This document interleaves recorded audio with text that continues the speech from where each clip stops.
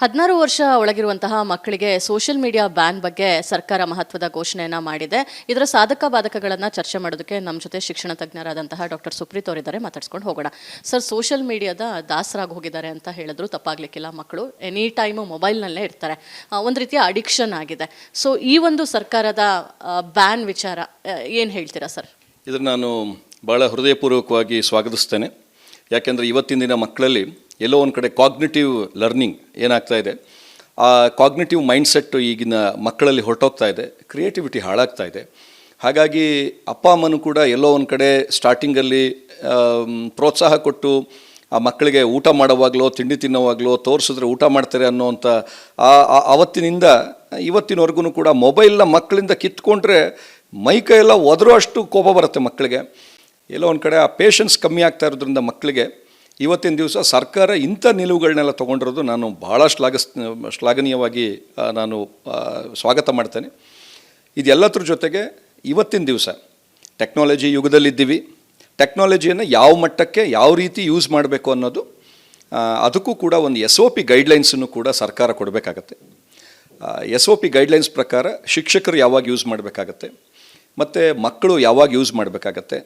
ಯಾಕಂದರೆ ಇವತ್ತು ಸಾಕಷ್ಟು ಕಲಿಕೆಗಳೆಲ್ಲ ಆ್ಯನಿಮೇಷನ್ಸು ಇವೆಲ್ಲವೂ ಕೂಡ ಸಿಸ್ಟಮ್ಮು ಇಂಥದ್ರಲ್ಲಿ ಬರೋದ್ರಿಂದ ಮೊಬೈಲ್ ಬಿಟ್ಟು they can in fact use personal computers, ಅದನ್ನು ತೊಗೊಂಡು ಯೂಸ್ ಮಾಡಲಿ.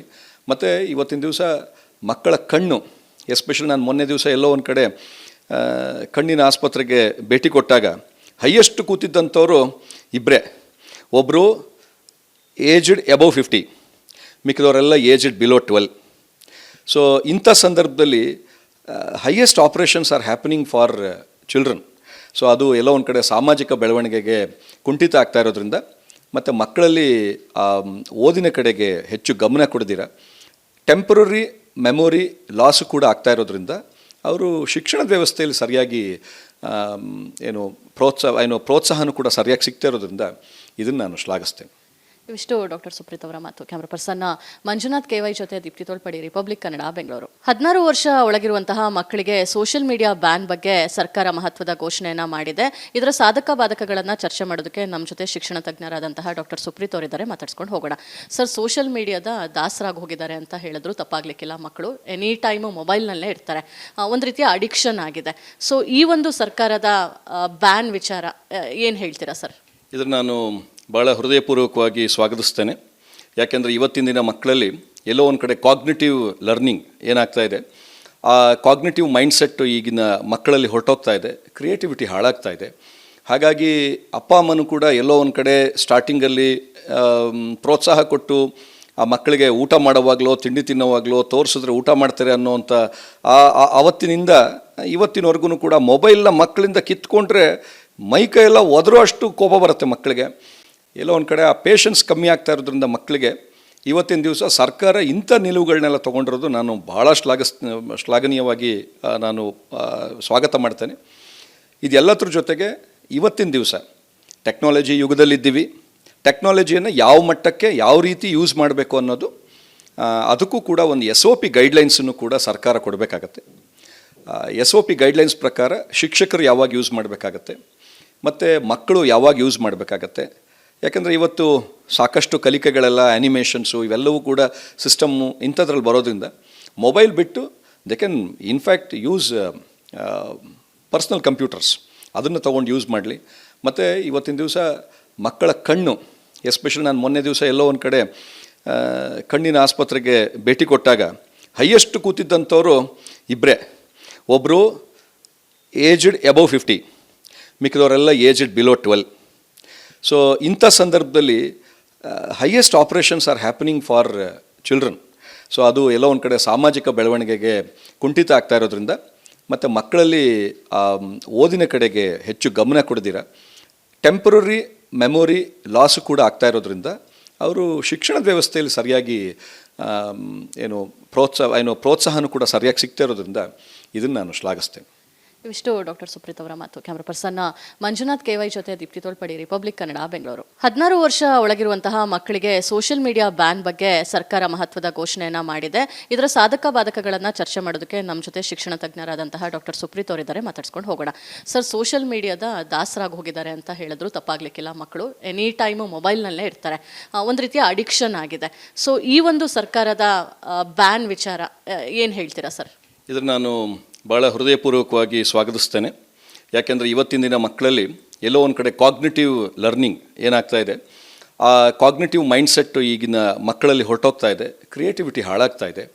ಹಾಗಾಗಿ ಅಪ್ಪ ಅಮ್ಮನೂ ಕೂಡ ಎಲ್ಲೋ ಒಂದು ಕಡೆ ಸ್ಟಾರ್ಟಿಂಗಲ್ಲಿ ಪ್ರೋತ್ಸಾಹ ಕೊಟ್ಟು ಆ ಮಕ್ಕಳಿಗೆ ಊಟ ಮಾಡುವಾಗಲೋ ತಿಂಡಿ ತಿನ್ನೋವಾಗಲೋ ತೋರಿಸಿದ್ರೆ ಊಟ ಮಾಡ್ತಾರೆ ಅನ್ನೋವಂಥ ಆವತ್ತಿನಿಂದ ಇವತ್ತಿನವರೆಗೂ ಕೂಡ ಮೊಬೈಲ್ನ ಮಕ್ಕಳಿಂದ ಕಿತ್ಕೊಂಡ್ರೆ ಮೈಕೈ ಎಲ್ಲ ಒದರೋ ಅಷ್ಟು ಕೋಪ ಬರುತ್ತೆ ಮಕ್ಕಳಿಗೆ.